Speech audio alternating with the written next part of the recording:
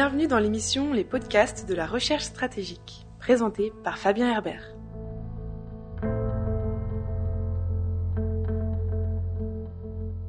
Bienvenue pour ce nouvel épisode des podcasts de la recherche stratégique, un format audio consacré aux questions de sécurité internationale créé par la FRS, la Fondation pour la recherche stratégique.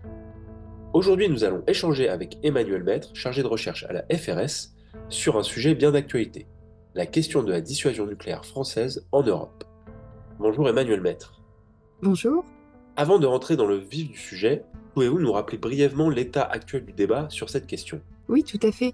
Alors, c'est vrai que c'est une question qui est assez ancienne et pendant de nombreuses présidences, il y a eu des discussions sur la contribution que la dissuasion nucléaire française peut avoir en Europe. On a eu des termes, par exemple, de dissuasion concertée qui avaient été mentionnés par Alain Juppé à l'époque, mais même de manière plus ancienne, c'est quelque chose qui régulièrement est revenu sur la table. Mais là, pendant la présidence Macron, ça a pris une importance particulière parce qu'il a vraiment à la fois insisté dessus, je dirais, au niveau personnel en tant que président, et puis parce que ça correspondait aussi à d'autres priorités de sa politique étrangère en Europe. Donc, la première vraiment réflexion à ce sujet, ça a été lors de son discours sur la dissuasion nucléaire prononcé à l'école de guerre en février 2020, où il a mentionné que les intérêts vitaux, donc que sont censés protéger la dissuasion nucléaire, les intérêts vitaux de notre pays ont une dimension européenne, ce qui est vraiment le terme à la fois qui n'était pas vraiment nouveau, mais qui a été ensuite réitéré plusieurs fois. Et dans ce discours de 2020, il appelait les partenaires européens à participer à un dialogue stratégique avec la France sur justement le rôle de la dissuasion française, discuter un petit peu de la manière dont elle s'insère avec la politique plus large de sécurité et de défense française, un petit peu aussi dans le concept d'autonomie stratégique qu'il défendait. De manière un petit peu plus précise et plus originale, il invitait par exemple des États européens à participer à des exercices des forces nucléaires françaises. Donc ça, c'était un petit peu une petite innovation. Et comme je le disais, le débat récent s'est alimenté du fait que le président a insisté, a répété ses propositions et ce caractère, le fait que nos intérêts vitaux puissent avoir une dimension européenne. Par exemple, lors de la conférence pour la sécurité de Munich en 2023 et cette année, plus récemment en 2024 à Stockholm ou encore à la Sorbonne en avril dernier, où il a, par exemple, estimé que, je cite, la dissuasion nucléaire est par essence un élément incontournable de la défense du continent européen. Donc, il y a eu vraiment un débat, je dirais, au niveau, enfin, une prise de parole forte et assumée au niveau de la présidence française. Et en parallèle, on a eu des réponses aussi et des éléments dans différents pays européens, en particulier en Allemagne, où un certain nombre de politiques, pas forcément au gouvernement, ou de commentateurs, d'anciens responsables politiques, etc., se sont intéressés au débat, ont pu manifester un intérêt. En Pologne, le Premier ministre Tusk a aussi indiqué qu'il était intéressé à réfléchir au rôle justement que la dissuasion nucléaire française pourrait jouer sur la sécurité du continent. Et dans ce contexte, je dirais, un petit peu de déclarations officielles pour certaines, moins officielles pour d'autres, et dans le contexte très particulier des élections pour le Parlement européen, il y a eu de manière assez inédite une répercussion politique en France avec des réactions assez fortes, notamment à l'extrême droite et à l'extrême gauche de l'échiquier politique, mais pas seulement, qui ont repris, déformé, mal compris souvent les propositions et les propos du président de la République sur la dissuasion, avec une forme de crainte et d'idée qui s'est un petit peu imposée dans la presse en particulier, que le président voulait partager la dissuasion nucléaire, ce qui n'était évidemment pas le cas, ce qui n'a pas du tout été proposé, mais néanmoins ça a alimenté un débat, ce qui est assez rare en France, hein, où la question de la dissuasion nucléaire est souvent un sujet assez confidentiel.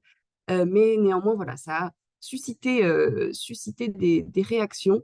Et donc, c'est assez intéressant de regarder aujourd'hui ce qui a réellement été proposé, et éventuellement de corriger un petit peu des perceptions qui peuvent être erronées de manière volontaire ou involontaire sur un sujet qui reste bien sûr assez sensible.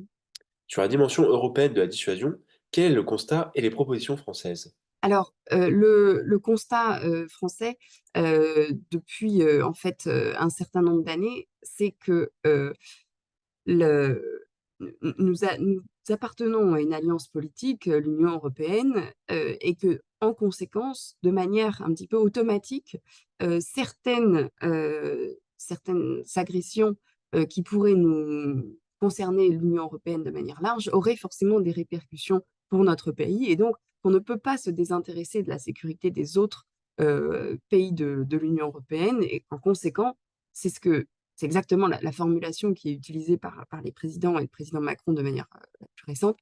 De manière un petit peu automatique, nos intérêts vitaux ont une dimension européenne, c'est-à-dire que, certains types d'agressions auraient des répercussions très, très fortes pour notre pays. Ça, c'est le premier constat.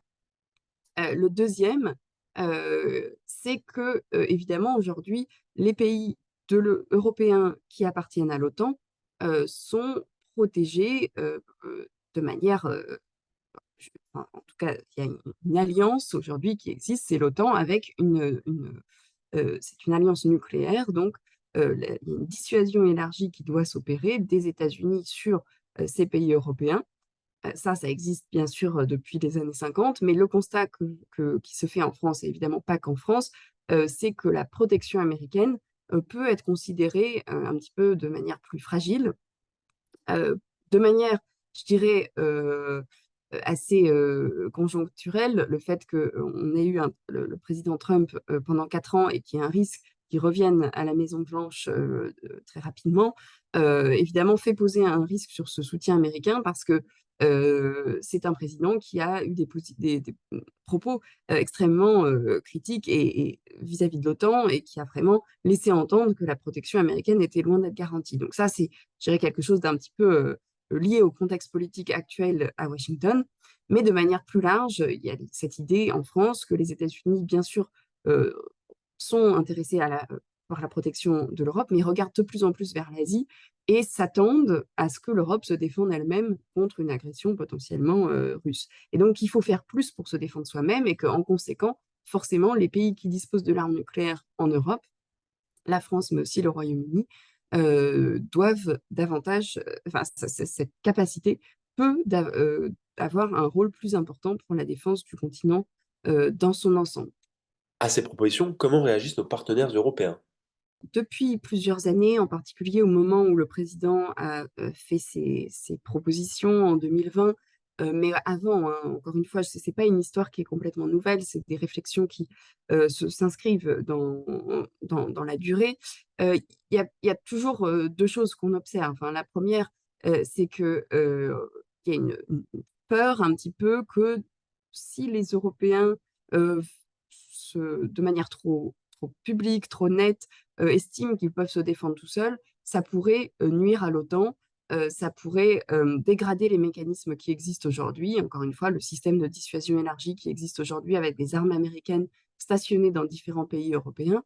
Et donc, les pays qui participent à ce dispositif, l'Allemagne, les Pays-Bas, la Belgique, l'Italie, etc., sont assez méfiants vis-à-vis de toute initiative qui pourrait contrarier Washington, voire même devenir une sorte de prophétie autoréalisatrice, c'est-à-dire par peur que les Américains se désengagent d'Europe, on les pousse ou on leur donne un prétexte pour justement s'engager, puisqu'ils pourraient dire, bah, regardez, les Européens, finalement, se débrouillent très bien tout seuls, et donc on peut arrêter d'investir autant de ressources pour leur protection.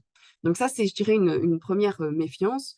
Deuxièmement, il y a forcément une forme des interrogations, en tout cas, sur ce que propose réellement la France, dans quelle mesure c'est crédible de travailler avec la France sur ce sujet-là, qui a toujours été un petit peu un sujet de crispation, et dans quelle mesure la France, qui finalement a toujours revendiqué son autonomie, sa souveraineté, est vraiment prête à travailler avec ses alliés. Donc il y a une petite méfiance et puis une prudence aussi sur s'engager publiquement sur un sujet assez sensible. Mais néanmoins, il y a vraiment deux facteurs qui ont modifié, je dirais un petit peu le dialogue. Le premier, bien sûr, c'est 2022, l'invasion de l'Ukraine avec vraiment une prise de conscience dans beaucoup de pays qu'il y a une menace étatique d'un pays doté d'armes nucléaires plus forte que ce qu'on avait potentiellement calculé ou imaginé dans les années récentes, et donc vraiment un intérêt beaucoup plus net pour les stratégies de sécurité, y compris la dissuasion nucléaire, perçue dans ces pays-là comme pouvant contribuer à leur sécurité. Et puis, deuxièmement, vraiment, la perspective du retour de Trump à la Maison-Blanche est perçue également avec beaucoup d'inquiétude par des pays, encore une fois, dont la sécurité dépend largement des États-Unis et qui donc redoutent et sont très conscients des risques que ferait peser l'élection de Trump potentiellement sur l'Alliance Atlantique. Et donc, ils ont été beaucoup plus intéressés potentiellement pour justement dialoguer avec la France, réfléchir à ce qui est possible, pas possible, et ce qui peut se faire au niveau du continent. Et enfin, que peut-on envisager pour l'avenir? Quand on regarde l'avenir, et justement là, je pense que c'est intéressant de regarder de manière très, très rationnelle et aussi dépassionnée que possible, et surtout euh, ne pas s'engager dans les idées qui ont été un petit peu relayées. Je le mentionnais en introduction, à la fois par des partis politiques ou par la presse, se projetant sur des choses assez irréalistes. Aujourd'hui, on n'est pas du tout sur des propositions d'un partage nucléaire français. On n'a pas du tout la volonté ni la capacité de répliquer le modèle américain de dissuasion élargie. C'est pas du tout ce qu'a dit le président, l'idée qu'on mettrait le bouton nucléaire à Bruxelles, ou qu'on partagerait la dissuasion avec soit la Commission, soit d'autres dirigeants. C'est complètement, pour l'instant, de la science-fiction. Je pense que ce qui est important, c'est de répéter quand même des principes fondamentaux liés à la dissuasion française. Aujourd'hui, l'un de ces principes, c'est le fait que le président conserve toute marge de manœuvre sur l'utilisation ou pas de la dissuasion nucléaire. Cette volonté d'autonomie, de souveraineté, elle est au cœur du modèle de dissuasion. C'est la raison pour laquelle cette force a été constituée. Et donc, elle n'est pas du tout remise en cause aujourd'hui. Et on ne voit pas du tout, ni dans les propositions du président Macron, ni dans ce qui se réfléchit dans les différents ministères, d'idée qu'on voudrait s'engager de manière ferme, contractuelle, etc., sur un quelconque modèle de partage du nucléaire. Deuxième idée complètement fausse, et qu'on entend peut-être dans d'autres pays, l'idée qu'on inviterait des pays étrangers à participer financièrement pour payer, entre guillemets, la dissuasion française en échange d'engagements, c'est aussi quelque chose qui n'est pas du tout sur la table, qui n'est pas réaliste. Quand on finance une capacité, on aime en général avoir son mot à dire dans la manière dont elle est constituée, dans elle est utilisée, et évidemment, une telle si c'était envisagé, ça irait à l'inverse de ce que je disais tout à l'heure, à savoir cette volonté de la France de garder son autonomie sur son appareil de dissuasion. Donc je pense que c'est une deuxième idée complètement, pour l'instant, qui n'a pas beaucoup de sens. Et puis enfin, quelque chose qui n'est pas non plus du tout proposé, c'est cette idée qu'on déploierait par exemple des armes nucléaires sur le territoire d'autres alliés européens. C'est enfin voilà, quelque chose qui n'est pas du tout d'actualité et qui n'a pas de pertinence particulière. Je mentionne aussi une quatrième peut-être idée qui aujourd'hui paraît plus absurde qu'autre chose, c'est l'idée de se servir du format spécifique de l'Union européenne pour constituer une politique de dissuasion intégrée. C'est absolument pas sur la table, et en plus ça paraît particulièrement irréaliste parce qu'au sein de l'Union européenne, beaucoup d'États font partie de l'OTAN bien sûr et ont s'appuie sur une stratégie de dissuasion élargie, mais certains pays ne sont pas dans l'OTAN et au contraire ont une politique très antinucléaire et considèrent que la dissuasion ne sert pas à leur sécurité, en particulier l'Autriche et l'Irlande. Donc l'Union européenne n'est pas du tout un acteur qui peut être considéré ou qui est considéré comme pertinent. Et d'ailleurs, quand le sujet est évoqué, on voit bien que ni le président ni qui que ce soit d'autre ne mentionne l'Union européenne comme acteur potentiel. Dans ce qui, donc, du coup, ça limite quand même assez largement ce qu'on peut imaginer pour l'avenir, sachant que je pense que pour vraiment respecter à la fois les préférences et aussi ce qui apparaît comme de manière plus réaliste et crédible au niveau de nos partenaires, tout ce qui est imaginé ou réfléchi doit se faire de manière complémentaire avec ce qui se fait à l'OTAN, tant que l'OTAN existe, fonctionne de manière à peu près normale, etc. Il n'est pas du tout question de se substituer ou de mettre en péril l'OTAN. Donc, du coup, qu'est-ce qui reste? Je pense que ce qui reste et ce qui déjà existe, de manière assez discrète, mais qui s'est mis en œuvre depuis plusieurs années, des dialogues assez approfondis de manière bilatérale avec certains partenaires intéressés, bien sûr, l'Allemagne, la Pologne, mais d'autres également participent à ces dialogues, à ces discussions à très haut niveau politique. La participation à des exercices qu'avait mentionné en 2020 Emmanuel Macron, c'est quelque chose qui est déjà arrivé avec, par exemple, l'Italie qui a déjà participé à certains exercices. Ce qui a été mentionné de manière peut-être, un petit peu plus prospective, mais qui risque d'être vraiment considéré de manière très, très sérieuse dans les années qui viennent, c'est la manière dont les différentes forces conventionnelles qui existent en Europe peuvent aussi participer à la crédibilité du dispositif nucléaire français. Donc pas partager la dissuasion nucléaire française, mais plutôt regarder comment les différentes capacités des différents pays, que ce soit sur les systèmes conventionnels, sur la défense antimissile, etc., etc., toutes ces capacités peuvent aussi contribuer de manière un petit peu complémentaire euh, à une force de dissuasion au niveau européen. Je pense que c'est les idées aujourd'hui qui sont regardées avec attention à Paris, qui sont discutées avec nos partenaires et sur lesquelles on pourrait avoir, si les conditions politiques le permettent dans les différents pays, des réflexions plus approfondies dans les années qui viennent. Merci Emmanuel Maître. Merci à vous qui nous écoutez. Si vous voulez suivre les activités des chercheurs de la FRS, rendez-vous sur notre site internet. Vous pouvez également nous suivre sur les réseaux sociaux.